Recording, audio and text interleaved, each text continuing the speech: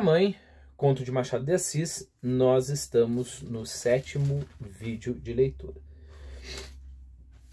Um dia, os lucros entraram a escassear. Os escravos fugidos não vinham já como dantes meter-se nas mãos de Cândido Neves. Havia mãos novas e hábeis. Como o negócio crescesse, mais de um desempregado pegou em si e numa corda, foi aos jornais, copiou anúncios e deitou-se à caçada. No próprio bairro havia mais de um competidor. Quer dizer que as dívidas de Cândido Neves começaram de subir, sem aqueles pagamentos prontos ou quase prontos dos primeiros tempos. A vida fez-se difícil e dura, comia-se fiado e mal. O senhorio mandava pelos aluguéis. Clara não tinha sequer tempo de remendar a roupa ao marido, tanta era a necessidade de coser para fora. Tia Mônica ajudava a sobrinha, naturalmente.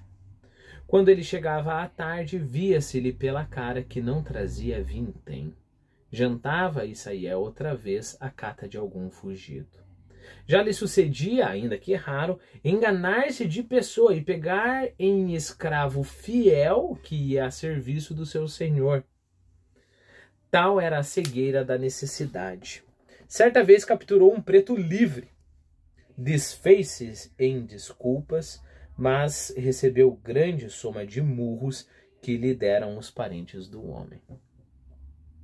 É o que lhe faltava, exclamou a tia Mônica ao vê-lo entrar e depois de ouvir narrar o equívoco e suas consequências. Deixe-se disso, Candinho. Procure outra vida, outro emprego. Cândido quisera efetivamente fazer outra coisa, não pela razão do conselho, mas por simples gosto de trocar de ofício. Seria um modo de mudar de pele ou de pessoa. O pior é que não achava à mão negócio que aprendesse depressa. A natureza ia andando, o feto crescia, até fazer-se pesado à mãe, antes de nascer. Chegou o 8º mês, mês de angústias e necessidades. Menos ainda que o 9º, cuja narração dispenso também. Melhor é dizer somente os seus efeitos. Não podiam ser mais amargos. Não, tia Mônica, bradou Candinho, recusando um conselho que me custa escrever, quanto mais ao pai ouvi-lo. Isso nunca! Foi na última semana do derradeiro mês que a tia Mônica deu ao casal o conselho de levar a criança que nascesse à roda dos enjeitados, né? Lembre-se que você tem essas casas de misericórdia, né? Então você não tem a saúde pública naquele tempo, né? Salvo uma ou outra iniciativa, como manicômios, às vezes, né? Mas via de regra você não tem saúde pública, mas você tem instituições sustentadas pela Igreja Católica ou até de irmãos leigos, né?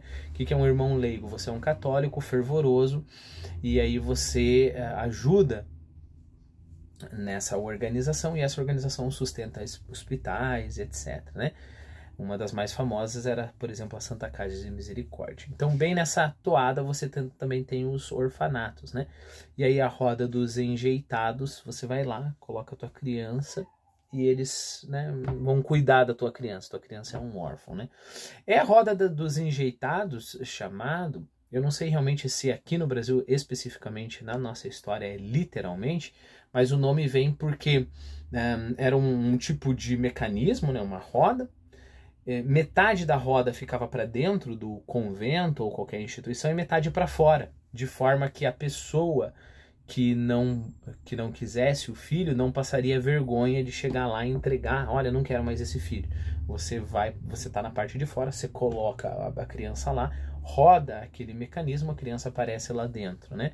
Parece uma coisa muito cruel, né? E, na verdade mas, bom, entre isso e matar o próprio filho, como a gente vê que acontece, né? Tanto depois de nascido como antes de nascido, eu acho que uma roda é uma bênção para uma criança dessa, né? Então é isso que ela está propondo. Foi na última semana do derradeiro mês que tia Mônica deu ao casal o conselho de levar a criança que nascesse à roda dos enjeitados. Enjeitado aqui, é claro, recusado, né? Em verdade, não podia haver palavra mais dura de tolerar a dois jovens pais que espreitavam a criança para beijá-la, guardá-la, vê-la rir, crescer, engordar, pular. Enjeitar quê? Enjeitar como? Candinho arregalou os olhos para a tia e acabou dando um murro na mesa de jantar. A mesa, que era velha e desconjuntada, esteve quase a se desfazer inteiramente. Clara interveio. Titia não fala por mal, Candinho. Por mal? Replicou tia Mônica. Por mal ou por bem, seja o que for, digo que é o melhor que vocês podem fazer. Vocês devem tudo. A carne e o feijão vão faltando. Se não aparecer algum dinheiro, como é que a família há de aumentar? E depois há tempo. Mais tarde, quando o senhor tiver a vida mais segura, os filhos que vierem serão recebidos com o mesmo cuidado que este ou maior. Este será bem criado sem lhe faltar nada. Pois então a roda é alguma praia ou monturo? Ela está falando, né? Então aqui ela está fazendo alusão a esse tipo de pessoa, né? Pessoas que a gente chama cientificamente de monstro, né? Que vai lá, tem uma criança, joga a criança no monturo, no lixo, né? Ou deixa a criança na praia, né? Como eu falei, ou mata a criança antes da criança nascer. Lá não se mata ninguém, nem morre à toa, enquanto que aqui é certo morrer, se viver a míngua, enfim.